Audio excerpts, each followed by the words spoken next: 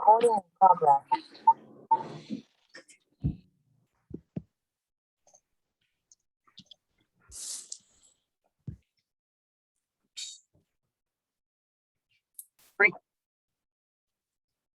All right, hello. Hi, everyone. Thank you very much for coming. This is very good attendance. We're just gonna hang out just a little bit, wait for everybody to come in and settle down. So if you can just hang out a little bit, that would be great.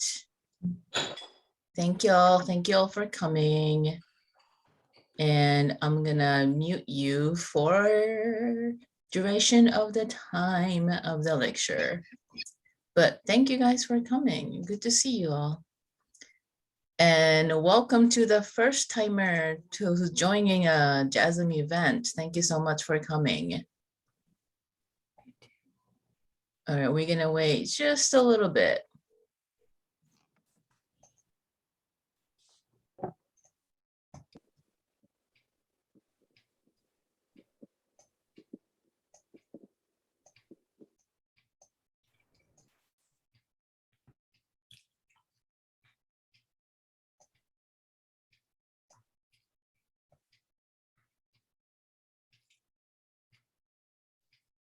Oh, Yoko-san from Iowa, welcome.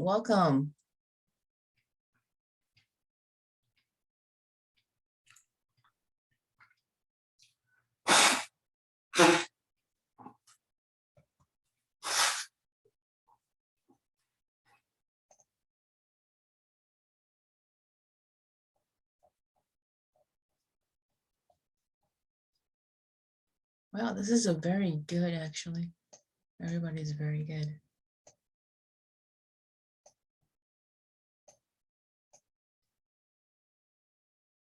Give me a couple more minutes. People start coming in.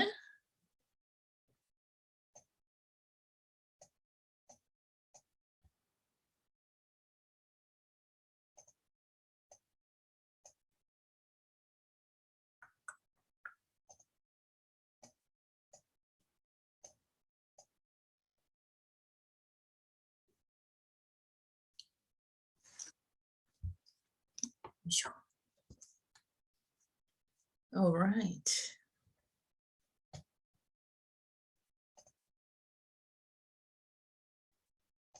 It's great.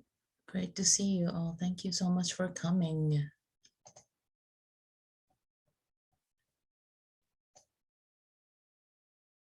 All right. Very good, actually. Yoko-san, いいですか? Can we start? Yes. All right, everybody. Welcome. Thank you very much for joining us. It's good to see you all, and we are so excited about today's lecture. Just first of all, again, I want to thank you all for coming, and then also thank you so much for the non-members to joining us. We continue to have events like this in the future, so if you can continue joining us, that would be great. If you can become member, that will be fantastic, so that we can keep serving you, but just like this. And then we are working to have in-person event soon as well. So again, thank you very much for your support, and then thank you to everybody who donated as well. Without you, we can't have this organization. So thank you again. And just want to let you know that we really haven't made an announcement yet, but on June 12th, we are planning to have a concert, Harukaze concert, with a Minnesota local artist, Rie Tanaka, who is a piano player, and Jess, I can't say his last name, but a cello player. I'm so sorry. And Yuki Tokuda, who is a classical ballet dancer. They will be working together and then create a beautiful performance. It's called Primavera, I think, and it means spring, I believe. And that's going to be at Hamlin University at Sundin Hall. And that is going to be our 50th anniversary event. So it is our kickoff of the 50th anniversary. And then through the year, starting June, we're gonna have 50th anniversary related events. And we're planning on having pretty cool event. So if you can just keep checking us, that would be great. And well, today I'm very, very excited and I forced Emi-san to do this for us. And I'm so glad that they said yes. Usually for the event, I try to dress like, kind of business casual. Today I'm wearing hoodie because I'm wearing a hoodie of Jackalope Tattoo. This is Jackalope Tattoo right here, which is Emi-san's shop. I don't know if you can see. So yeah, that's why I'm wearing hoodie today. Please feel free to be jealous. Emi-san, do you still have this? I know you have hats, caps, like beanies. Maybe you have t-shirts. Are they available We have for purchase? Yes, we do. The design is different than the one you're wearing because that was the one from our Stop Asian Hate fundraiser that we did. But the design was kind of a hit, so I kept it and reprinted it as our new shop logo. So. All right. So post event, we will send you guys information. Emi-san, if that's okay. So if you want, you can purchase this awesome logo merchandise. I love it. So, and I also helped a little bit with the katakana too. So, you did. But anyhow, so I just learned that Emi-san will be doing their own introduction. So I'm not gonna do too much. And I'm so glad that this is online so that Emi-san doesn't have to do like live demonstration of tattoo on me. Thank God for that. Emi-san has the shop. It's called Jackalope Tattoo. And it's a wonderful, wonderful shop. I've visited once, a couple times. And we're very, very excited to have them. Emi-san, please, よろしくお願いします。ありがとうございます。Konnichiwa. Hi, my name is Emi-san. My name is Emi Nijiya. I am a tattoo artist here in Minneapolis, Minnesota. Also, Rio, sorry, I stole your job. I didn't realize I wasn't supposed to talk about myself. Oh, less job I have to do is better. I'm a tattoo artist here in Minneapolis. I've been tattooing for about 11 years, and I have a shop here called Jackalope Tattoo, and we're all either queer, trans, non-binary, or female identifying artists. And I have 12 awesome artists on staff with me, along with 3 receptionists. And so we're a great local small business to support. So like Rio said, if you want to come buy merch, feel free. But yeah, so I will go ahead and get started. I'm just going to share my screen here real quick. One sec.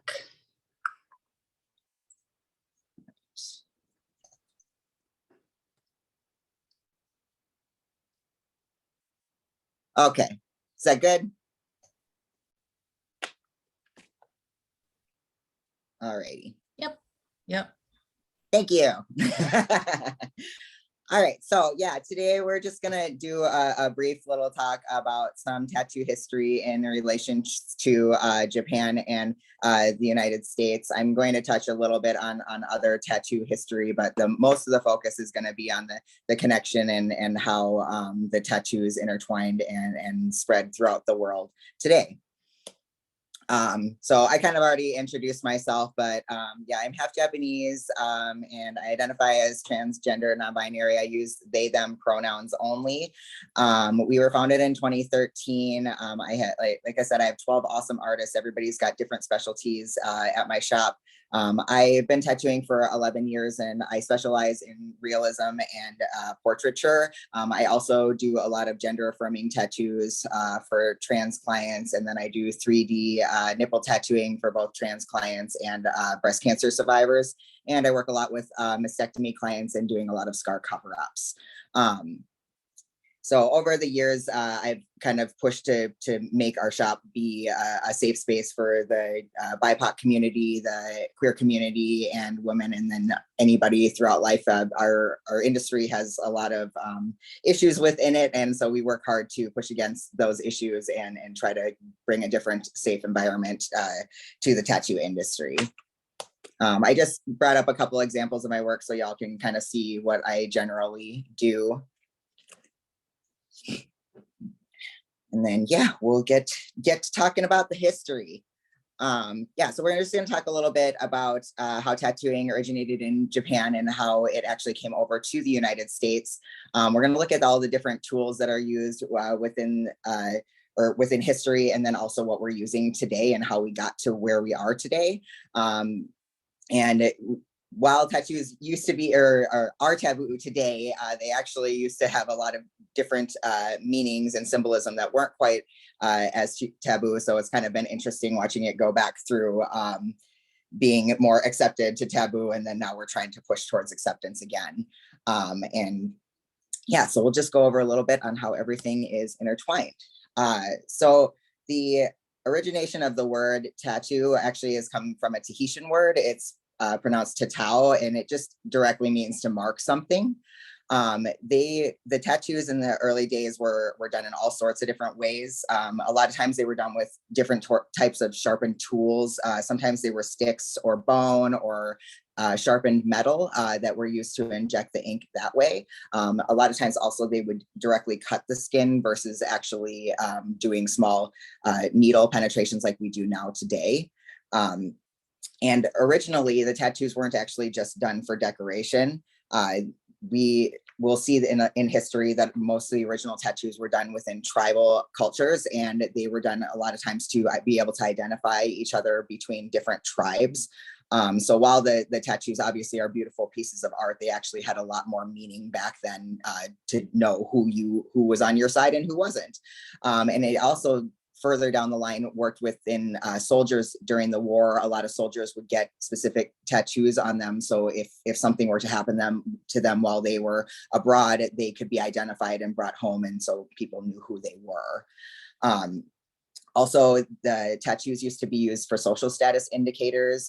There are a lot of actual royalties that would travel to go get tattoos, and it would be a thing that was always like underneath their fancy clothing. And so a lot of people didn't know they had them, but if you could afford to get a tattoo, it actually provided a source of status for you. And then also there are different forms of family lineage that are created throughout the designs.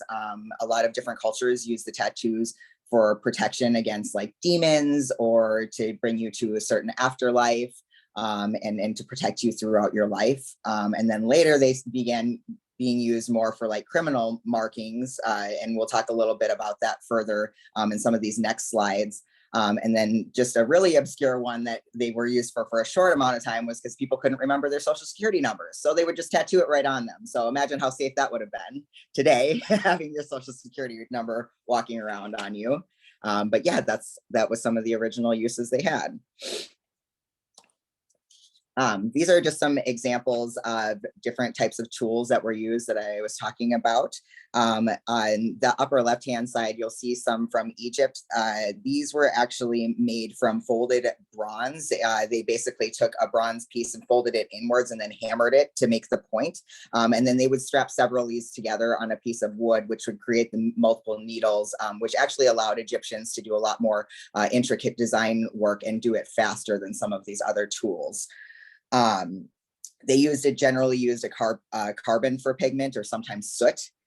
And then actually, let's see, on the far right, the tattoo tools from Polynesia. The Polynesian tattoos are probably some of the most familiar of the older tattoos in history, originating in the Maori tribes in New Zealand. And these tools were made from bone. They got sharpened and then attached to a wooden handle. And then actually what they would do is they would cut the ink cut the skin first to put the ink in, and then they would use that piece and tap on it with like a chisel to put the ink into the skin. In the middle there on the upper part, that dragon looking one is from Dayak of Borneo.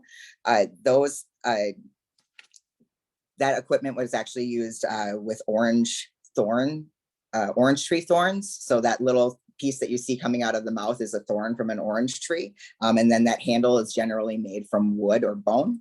And then they would use a similar technique of tapping the ink into the skin. And a lot of times that ink was made from soot and sugar.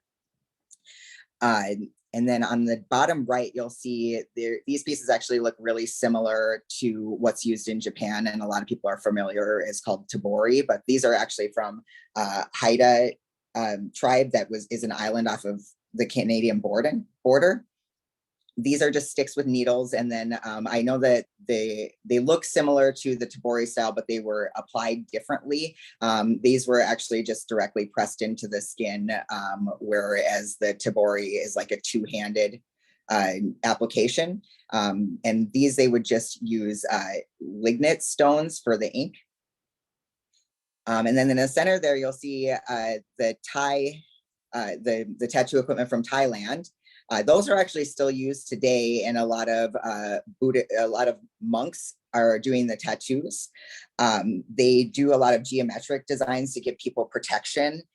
Those tools are made from spikes of sharpened bamboo, or sometimes they're used from metal as well. And these are also done with a tapping motion to put the ink in. And a lot of times the monks are doing prayers and such to try to protect the folks that they are putting these tattoos on. I actually have a couple clients that went and got some of these, and they are really cool to look at, I have to say. Yeah, and then on the left there, you'll see the tabori tattoo equipment from Japan, and we're going to talk a little bit about that later here in a couple of the slides. So, oldest known tattoo is actually dated back to the between 2500 and 2000 BC. These are during the Neolithic period. And this photo on the right here is a photo of the oldest tattooed mummy named Otzi, the Iceman. He was discovered in the Otzadal Alps in September of 1991. He's thought to have lived between 3350 and 3105 BC.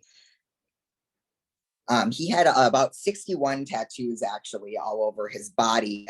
They were various things from lines, crosses. There were a few like dot type ones. There's actually a lot of really cool images of all of his tattoos. And I think he's on a display at a museum as well. But these are the oldest ones that we have to date. And he actually was, discovered pretty recently. So it's pretty cool that we even have these now. The tattoos that he had, they were thinking were used for potentially acupuncture, just because of the locations they were on his body. And these were done in a way where they'll cut the skin open again, and then they'll rub soot into the actual wound to make the tattoo. A little fun fact about Otzi is there's actually something called the Otzi curse, and there are 7 different people that helped either discover him or work with his tattoos that have all died mysteriously and in really weird ways. And so there are a lot of people that believe that mummy is actually cursed, and that the people that are interacting with it are cursed as well because of how many deaths have been associated with it. And Otzi actually was believed to be murdered. He had a few wounds on his shoulder and an arrowhead stuck in his body as well. So I think a lot of some things that a lot of folks don't know is that the tattoos actually have been discovered all over the world in 49 different locations through several different types of remains and artwork. There's evidence that tattoos have existed all over the world for many, many years. And so this is definitely not anywhere near a new practice. And some of the other older tattoos are first known in Egypt. These are dating back to well over 5,000 years ago. They found a lot of mummy evidence with tattooing. For a long time, archaeologists actually thought it was specific to women and they were the only ones getting the tattoos, but it's more recently been found out that they actually were not gender specific, and that all sorts of different people had the tattoos. It's interesting with Egypt because they were some of the first cultures to actually do artwork with their tattooing. So a lot of these were done as more decorative, along with other meanings for protection as well. And then we saw the instruments earlier that they're using with those copper instruments, and then the ink was placed in with soot in the body. And then a lot of times these tattoos were not only used for artwork, but they also were used for medical practices. There were certain things that pointed to that some of these mummies had certain injuries or illnesses and such, and some of those were used to identify those. So the doctors wouldn't forget if it was like a certain body part they were working on, or if there was a certain thing that was wrong with their patient, they would remember via the tattoo. And they also recently discovered a couple other mummies in 3351 BC, or that were from 3351 BC and 3017 BC. And those ones were just actually found within the last few years. And then beyond that, the next mummies to be found with tattoos were actually a millennia later. So yeah, and then other documented cultural uses for the tattoos. In ancient Greece and Rome, they were using them for criminals. They used the letters FUG for fugitivus. It means runaway. And they branded it on their foreheads to ban them from society. Another interesting use for the tattoos is they were used in the Middle Ages for folks who could not read. A lot of folks would be able to identify people who were of a similar faith, or they'd be able to know what kind of social status they ranked in, and they would get any various symbols ranging from crucifixes, and a lot of them were like religious symbolism or phrases.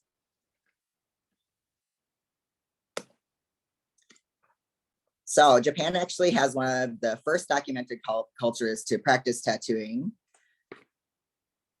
And the photo below is of the Ainu tribe.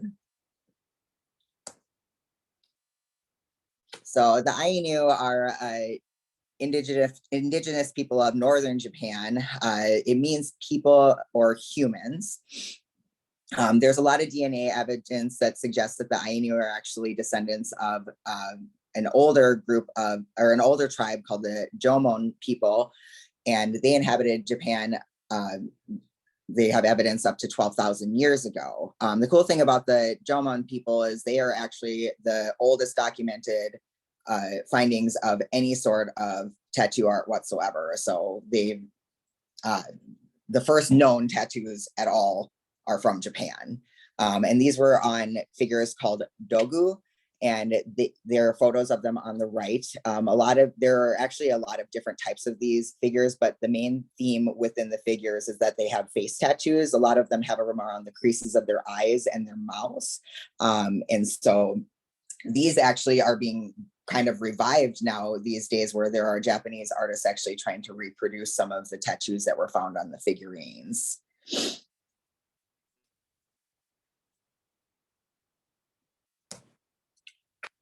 So the Ainu tribe, they actually are known for their mouth tattoos for the most part. The tattoos were given only to women. They were actually used at a very, very young age. A lot of times the women have known to start tattooing at 6 or 7, the age of 6 or 7, and they'd start at childhood with just a small dot in the center of their upper lip, and then slowly it would gradually move as they moved from adolescence into womanhood out to the sides of their mouths and onto their cheeks.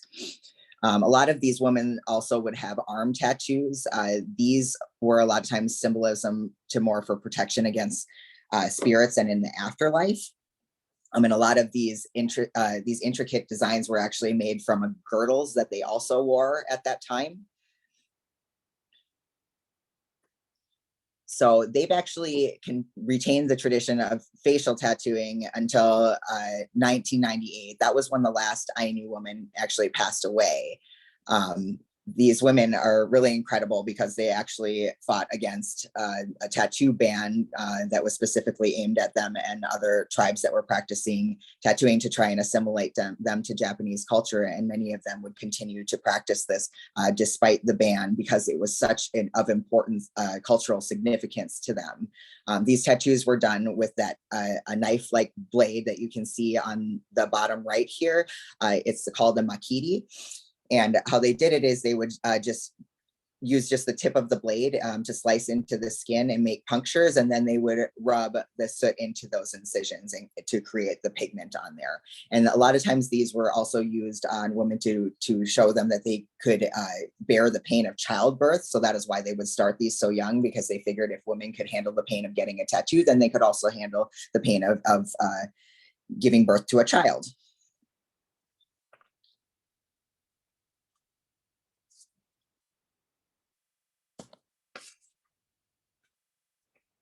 So these are actually examples of Okinawan tattoos.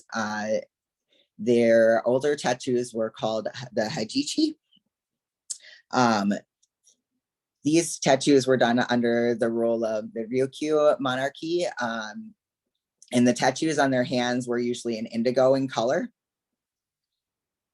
They don't actually know where these tattoos originated, but the first findings of them have been known back to the 16th century.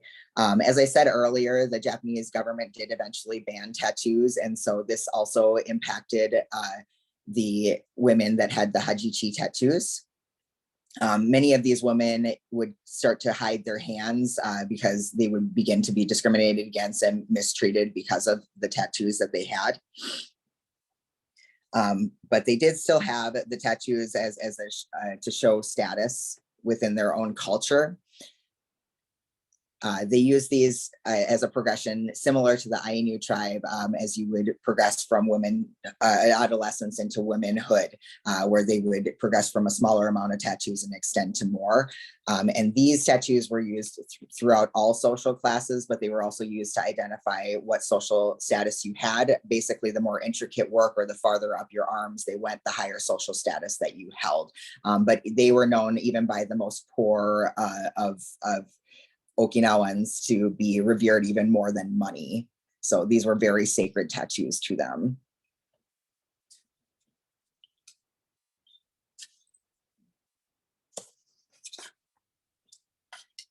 So Japan is actually, as interestingly enough, as it's responsible for a lot of the origination of tattooing and art within the culture. They're also used later to identify criminals, and then, like I said, there was a ban and they were made criminalized and illegal. So some history on the tattoos and criminals in Japan. They were originally used as a tattoo penalty. It was called irizumi kei for criminals tattooed on their foreheads.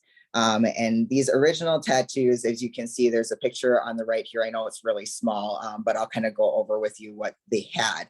The tattoos differed by prefecture. So in Hiroshima, they would tattoo the kanji for inu, or dog. And it was a 3-strike system. So for each strike, you would receive 1 stroke of the kanji. And those can be pictured, those are pictured on the bottom, but they're a little fuzzy there. And then there was the practice by Fukuoka, who did lines on the forehead. And that's pictured on that bottom as well. There's the hizen that tattooed across the forehead. And again, these were all done by a strike rule. So you get 1 line and then they would add additional ones. The takeyama tattooed the dots on the forehead. And then the awa tattooed lines on the forehead and or the arm. And eventually they stopped using forehead tattoos and moved them to the arms, and they would just do bands or lines to be strikes on the amount of crimes that a criminal had committed. And now what most of the Japanese tattoos are known for today are the Japanese body suits that you see with the really intricate color work, as is pictured on the right here on the bottom. These bodysuits actually originally were used by the Yakuza to cover their criminal tattoos. So when the tattoos were moved to their arms, they could eventually do all of these really intricate and bold designs to cover the tattoos that they had that would show them as criminals. They also use these tattoos to allow to kind of introduce people into the Yakuza, because they would go by if they, I'm sorry, I lost my train of thought. So they would use these tattoos actually to have new members come into the Yakuza, because basically if you could prove that you could handle the amount of pain that the tattoos would make you endure, that you could handle being a part of the Yakuza gang. They also were used to identify their position within the Yakuza, because these tattoos were not free for them. They're very, very, very expensive. And so the more money you had, the more body coverage that you could receive with the tattoo. So the more covered you were, the higher up you likely were within the Yakuza. And because of these tattoos, and because of the assimilation of the tribal tattoos, they were eventually banned in 1872. That ban lasted all the way until 1948, where tattooing was illegal. When they made that ban, they also made a Medical Practitioners Act at 1948 when they released the ban, that basically said that only tattooers could tattoo if they had a medical license. So it basically made it impossible for people to legally tattoo even once they lifted the ban. And that act actually only was recently lifted in September of 2020. And I specifically remember when that was released, because I had no idea that it was still intact at that time.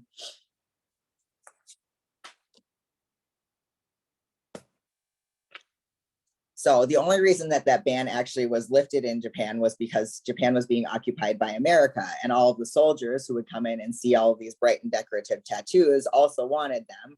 And so then Japan was forced to basically allow these soldiers to get tattooed, and had to find a way to do it without tattooing spreading more countrywide again. And that is why they also introduced that Medical Practitioners Act as a condition of removing it.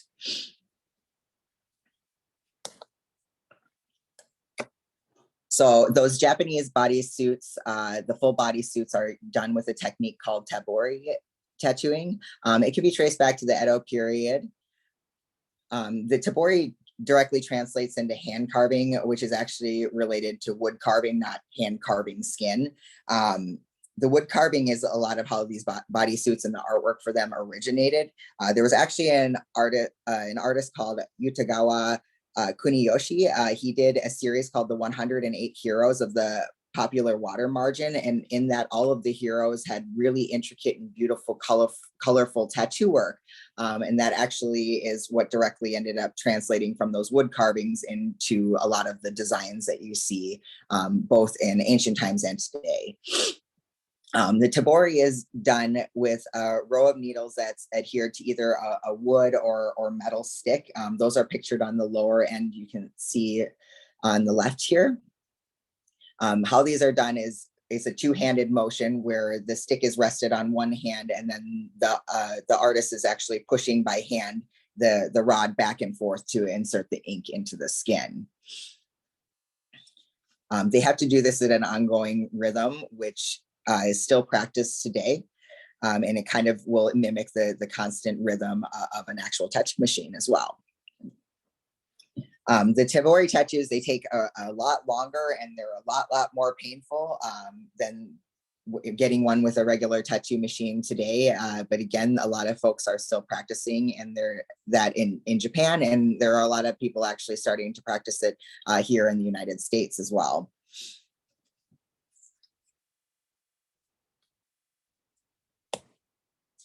These are just some examples of some older traditional tabori bodysuits.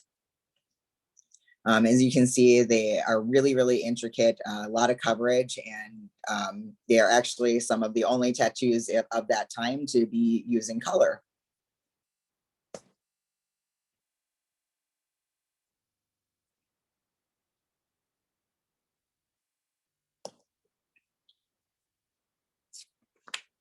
So how the Japanese tattoos actually ended up traveling over to the United States were because of the soldiers that were stationed in Japan. They would be getting these colorful tattoos, and then they would come home with the tattoos, and then people would see them and view it as a sign of respect, because they knew if somebody had a really intricate Japanese tattoo, then they had obviously served, and then they could identify them as veterans. As more and more of these soldiers continued to get tattooed overseas, they began to start learning some of these techniques from the tattooers all around the world, but especially in Japan. And then these sailors then were bringing these techniques back, and then they started to try to develop the Western tattooing that we see today.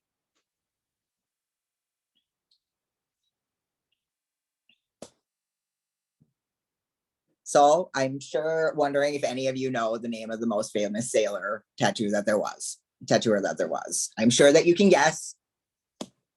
It's Norman Keith Collins, but actually Sailor Jerry, which I'm sure most all of you have heard of. And this is just a pretty cool picture of him doing a Japanese bodysuit there. So a little bit about Sailor Jerry. He was one of the biggest influences of Western tattooing. A lot of folks call him the grandfather of Western tattooing. He's fully responsible for the creation of the American traditional tattoo style, which you can see pictured right here. He would learn a lot of these techniques from Japanese tattoo masters, and he would write letters with them back and forth. They would exchange designs, exchange techniques, and they essentially taught him how they did what they did, and then he took that and transformed it into a style to bring home to America. These tattoos were used with 3 basic colors essentially at the time, because Japanese tattoos were the only ones that had color, and so Sailor Jerry fell absolutely in love with the fact that they could get all of these bright colors. So he was able to bring in like browns and reds and yellows, which were some of the original tattoo colors that we started with.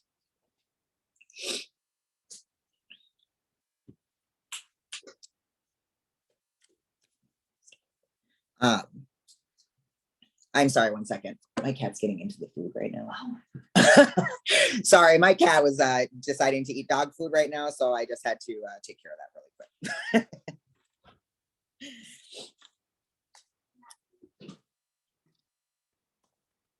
All right, so how did tattooing techniques and applications advance to what we're using today? So the first electrical tattoo machine was actually made by a guy named Samuel O'Reilly. He was a really well-known tattooer actually in New York. He developed this machine on December 18th, 1891. That's when he got it patented, sorry. So essentially this tattoo machine was made from something called the Edison pen. The Edison pen, which is actually pictured on this bottom left-hand side, the line drawings here, the left one is the Edison pen, and then the right one is how Samuel O'Reilly actually changed the pen to modify it into a tattoo machine. The pen originally was used to duplicate documents using, they were using a stencil and an ink roller. And so the pen would create multiple punctures to create the actual copy of a document. Sam was actually introduced to tattoos also while he was a sailor. And then he developed this machine, which actually really changed the tattoo industry. It moved fast enough for the needles to make about 50 punctures per second, which was game changing for the tattoo industry, because then they could start to take on multiple clients in a day versus doing the really slow process of putting the pigment in by hand individually.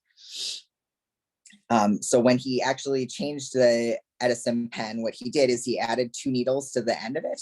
And then he also added an ink reservoir. And then you can also see that he changed the angle of the barrel of the machine to give it more comfort when using for tattoos. His original design actually was made from a dentist's electromagnetic plugger mallet. And that is shown on the right as well here.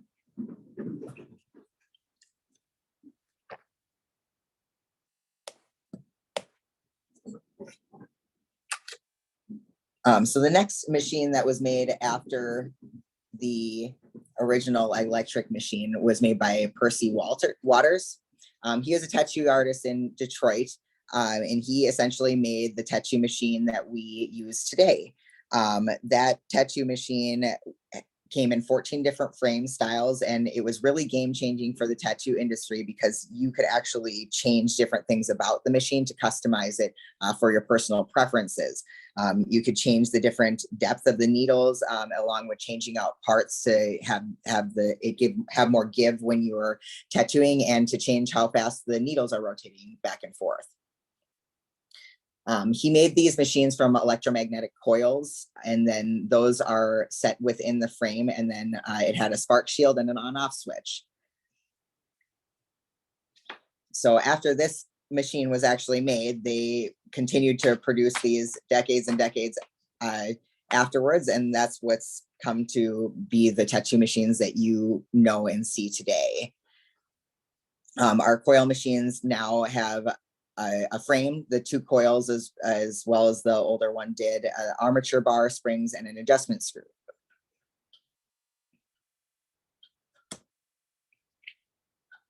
And then after that one, the first rotary machine actually came into play. This rotary machine was made by Manfred Kors, and he made it in 1978. This machine was really, really similar to O'Reilly's because O'Reilly's was technically a rotary machine as well. And this one had a DC motor rather than the magnets to move the needles back and forth. It also added another ink reservoir.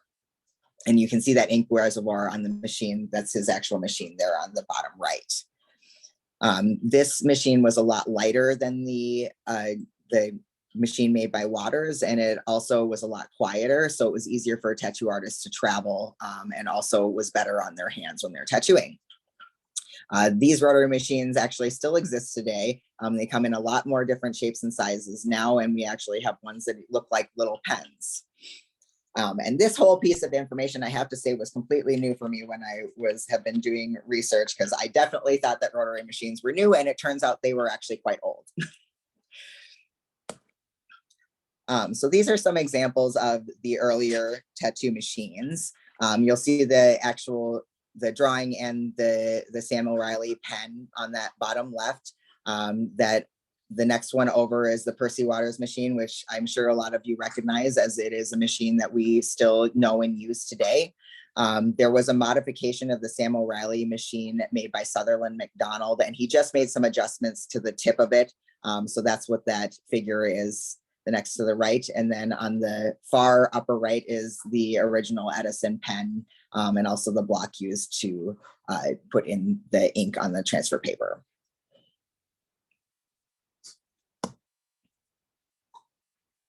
So I have a bit of a timeline just for tattoos, just to recap, that kind of goes over when each type of tattooing was introduced.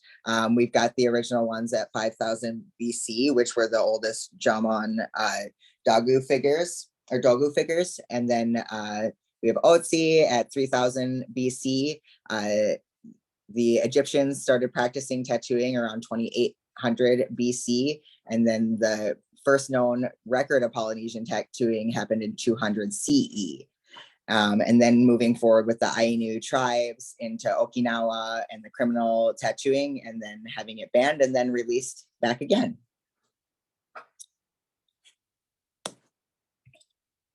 So the tattoo machines and equipment today, I know I'm running a little over, I'll be done really soon. And so these are the coil machines that you'll see used today. As you can see, they're really, really similar to the machines used by Waters. These are some of the different types of rotary machines that we have today, which are a little bit different in shape than the other ones made by O'Reilly. And with coil and rotary machines, we would use a lot of times these tubes, which can both be disposable and or sometimes reusable, that we would sanitize between. And those are using with a tube and a needle bar that attach to those prior machines that you saw in these other slides. And then these are the pens that I was talking about. These use a different type of needle setup, which is a lot less waste. They're also a lot more aerodynamic for our hands and lighter.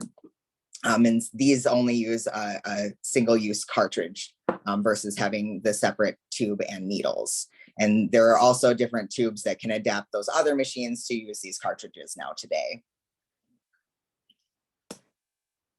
And then for power, what we usually use is either a power supply with a foot pedal that will control on and off for our machines, and the power supply controls the amount of voltage that we are giving to our machines. And more recently have been released wireless. So now a lot of us can do our tattoos wireless with batteries.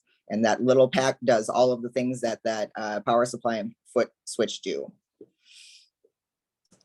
And then lastly, these are some examples of some modern tattoo work in the United States. I took the liberty of showing you some of my artist work at my shop.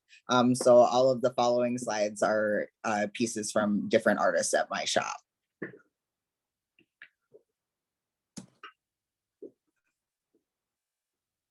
So you can see we've kind of developed a lot past just being able to do more simpler designs into doing things that are a lot more complicated today. And that's all thanks to these advancements from the original tattoo technology.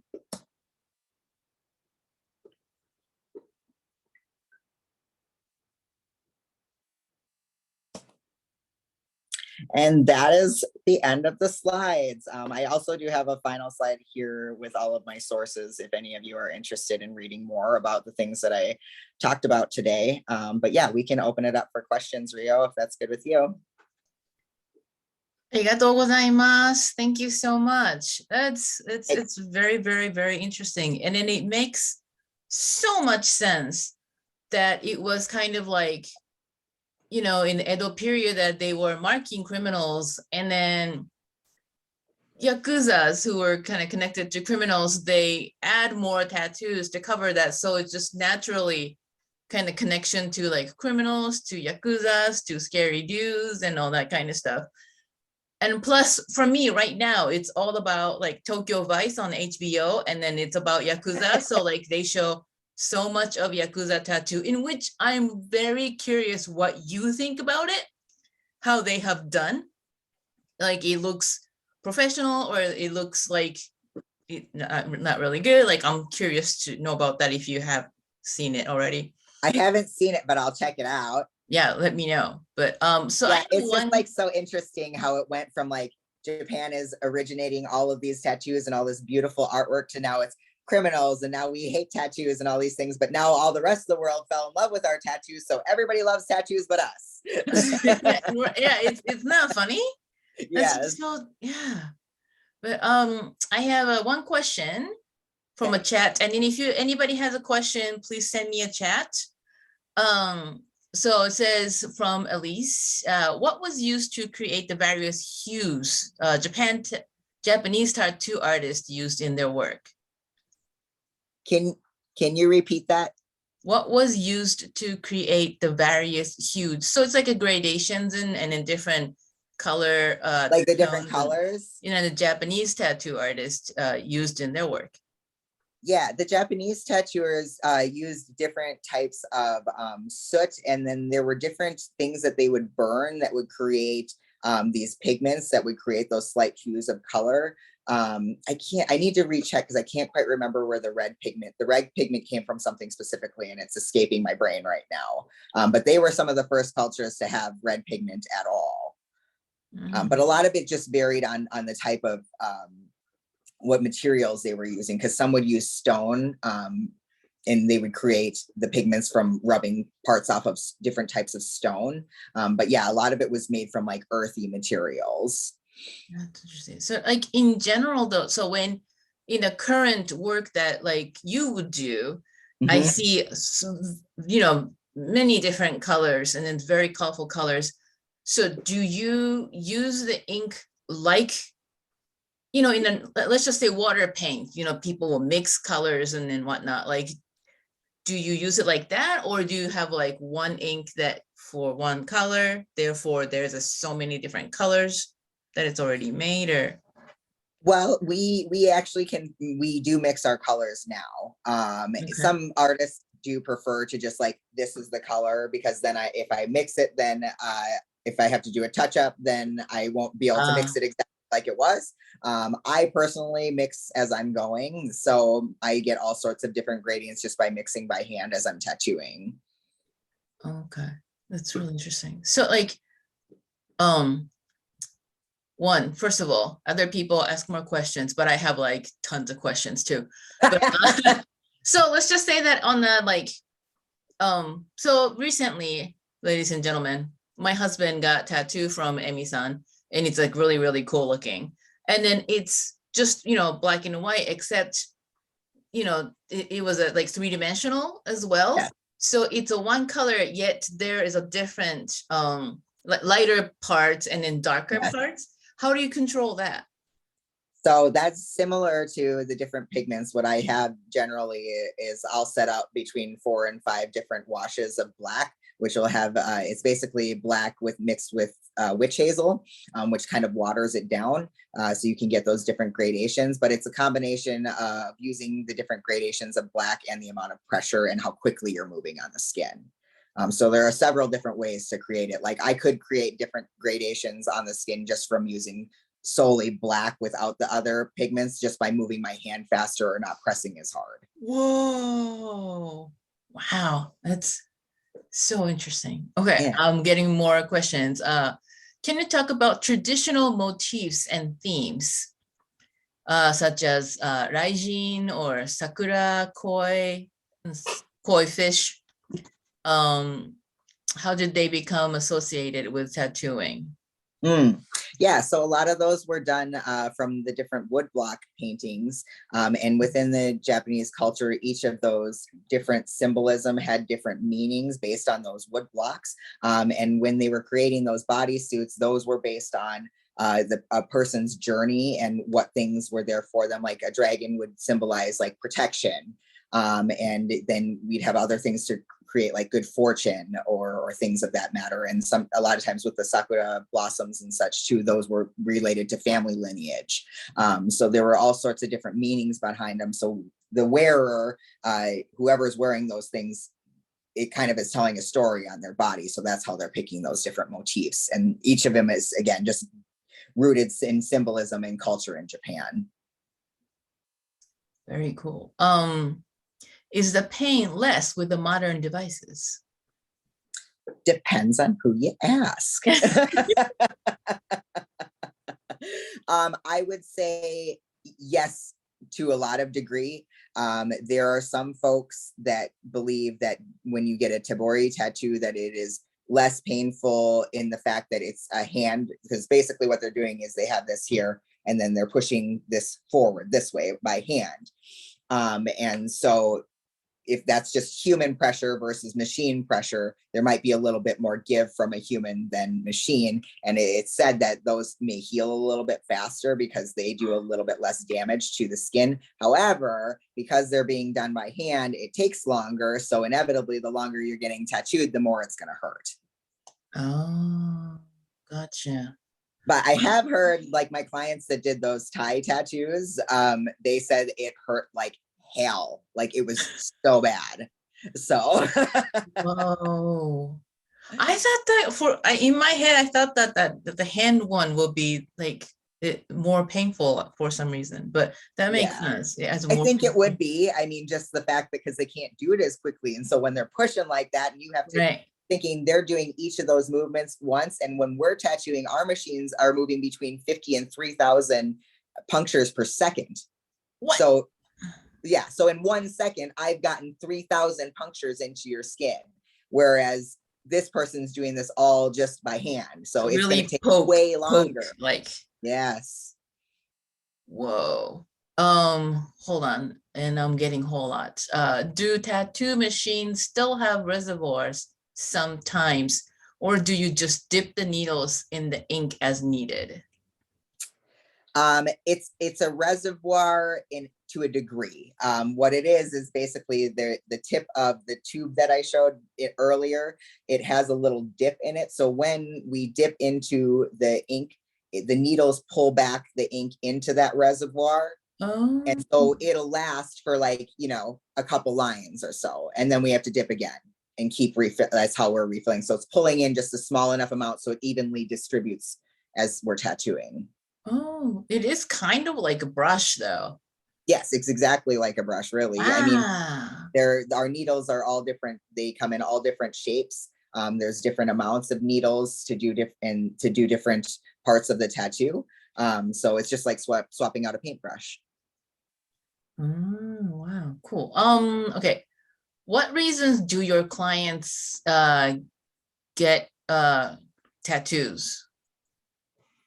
Oh, all sorts of reasons. I mean, we'll get anywhere from like, I just want a tattoo because I like tattoos and I think this design is cool, to some folks get things with really deep meanings. I do a lot of memorial tattoos, and then I do a lot of tattoos that help people feel better about their bodies. A lot of people will get them where they're like, I don't like this body part. And so if I put a piece of art on it, then they just magically like it after that because they look at themselves completely differently. So I mean, I think a lot of people do that more so the reason is they just like the way they look or like the way that the tattoo looks on them.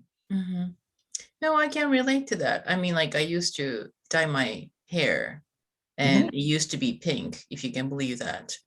And that was just kind of made me feel better Well, too. and honestly, tattoos were used in a way to make people feel better, like even long ago. One thing I actually forgot to mention is that, along with them being used with different social classes, a lot of women were using them to do permanent makeup because then they wouldn't have to have makeup at that time. So way back earlier in the days, like people would be getting tattoos because they had the money to do it to get makeup, but nobody actually knew that they were getting tattoos because it was makeup. Right. Yeah, that's true. Yeah, there's like eyebrows and whatnot too, right? Yeah, and they do a lot of like cheek pigmentation and lips. Oh, right. Yeah. Mhm. Okay. Let's do the maybe last question. Does your tattoo bodysuit mean something specific to you aside from looking like a total badass? And also, I call them Captain Japan. Um, any historical or slash cultural references? Yes, it does actually. So I have my Mon or my family crest on my stomach actually. So that was just important to me to keep my family close to me. And then I also just tried really hard to represent my culture within my tattoo. I spent a lot of time just kind of collecting random tattoos, and this was kind of a way for me to just like bring my body together in a way that I liked the way it looked. And so all of my tattoo is based actually on the layout of how a traditional Japanese bodysuit is laid out with the side panels and the center being open. And then all of the different patterns are original, like pattern work done on like different fabrics and stuff within Japanese culture. And so each of them have different meanings, each of the patterns. Great. I mean, it's so for me, I must admit, being born and grew up in Japan, it's still difficult to like, I can't imagine having a tattoo on myself and my mother will kill me. But at the same time, I also would like to think that it doesn't necessarily, I would like to shift my kind of beliefs in a way that doesn't really represent anything of this individual, like individuals. And Amy-san, can I talk about Mahiro and what Yes, happened? of course. So my nephew Mahiro, he lives in Vietnam, and he and I used to talk to practice English, and Amy-san and I were practicing Japanese, and so I made my nephew make a video saying, "Hello, Amy-san, my name is Mahiro, blah blah blah." And then Amy-san makes a video said, "Konnichiwa, watashi no namae wa Amy desu, blah blah blah." And then they exchange videos. And then at one point they met online on the Zoom, and Amy-san's concern was, would the tattoo scare him? And I was like, I don't know. He's 8. He's 8 years old, 9 years old. And they met. I was there too. And then they were talking about, do you like dogs or something like that. At one point, my nephew said, I wanna say something. I wanna tell Amy-san something. So I was like, okay, what do you want to say? And I'm thinking, tattoo. He's gonna say something about tattoo. So then, as you can see, Emi-san, if you can show like how your hair is or head is. So they have a bun. Oh yeah, my hair. Yeah. Oh right. They have a bun on the top of their head. And my nephew said, Emi-san's hair looks like a poop emoji. And I'm like, that's what you care? Like, that's what you see. You don't see tattoo, but that's what you see. And then I realized that I was taught that people with tattoo is bad. In that way, my nephew does not care anything at all. The hair bun was so much more different and strange to him than a tattoo at all. And I was like, we can do this. We can get there sometimes. So that was kind of great experience for me to learn from my 8 years old nephew. But yeah, there's a one last question that this is not short answer, but I'm gonna read it. Is it considered appropriation for a white artist to do Japanese style tattoos or white people to wear them? Or is it like a tribute? And this is like a 2 hours question. That is a loaded question. It's really going to depend on who you ask. Different people are going to feel different ways about that. I have to admit that I personally feel that white people doing Japanese tattoos for profit is appropriation, because you're taking somebody else's culture and you are profiting from it. And to me, that is like the epitome of appropriation.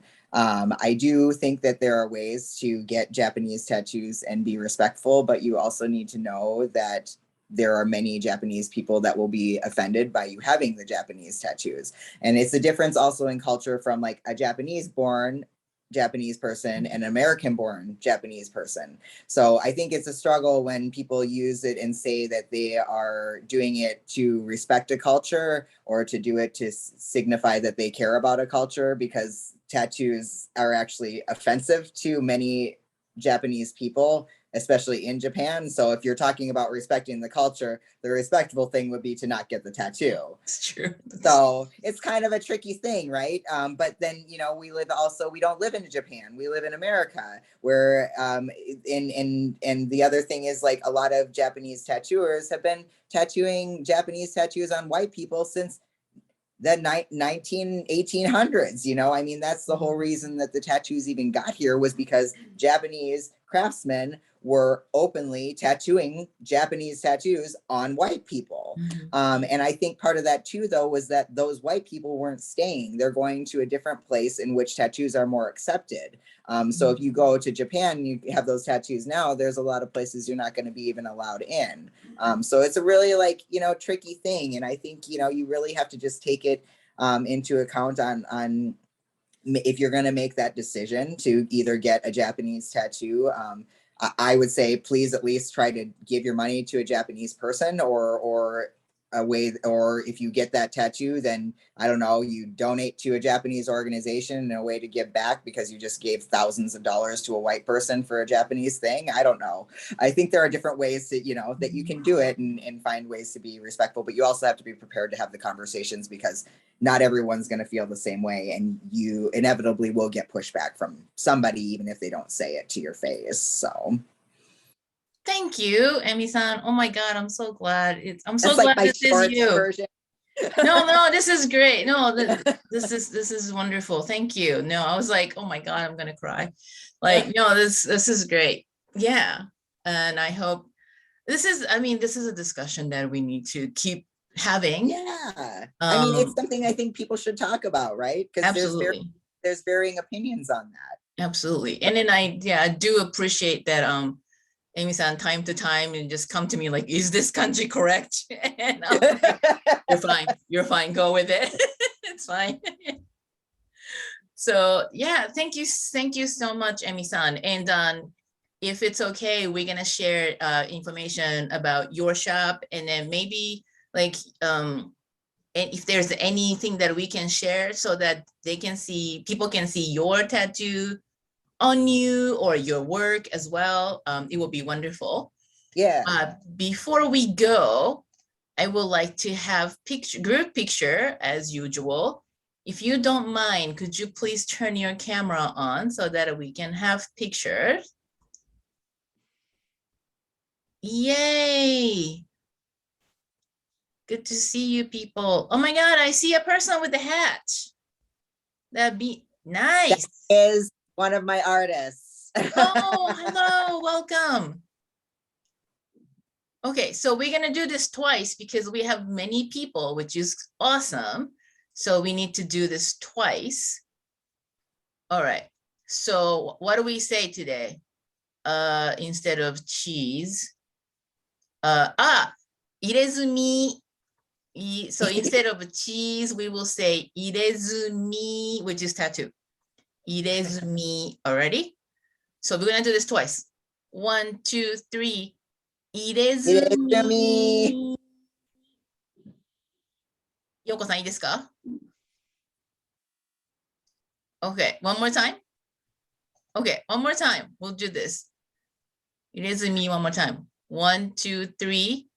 Irezumi. Yay. All right. Emi-san, thank you again. Thank you so much. Thank you all so much for coming. And thank you guys. Keep checking our emails and then social media. See you guys soon.